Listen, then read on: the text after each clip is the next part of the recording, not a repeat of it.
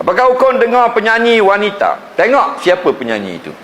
Kalau penyanyi itu mahram, tak ada jadi persoalan. Faham lagi?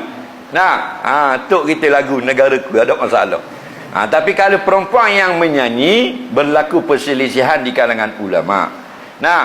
Kebanyakan ulama mengharamkan.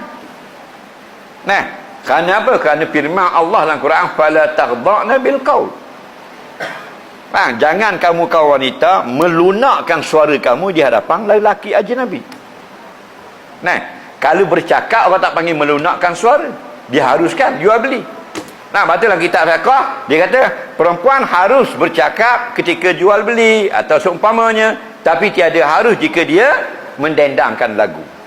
Kerana jual beli tak dendang lagu. Berapa sekilo rambut tai? Kalau lelaki tanya, sekilo 3 riyal, ambil 2 kilo lah, 11 riyal. Dia okey 2 kilo. Contoh, tu dak nyanyi orang bagi, tidak fitnah. Tapi kalau diiramakan suaranya, kita dengar seronok.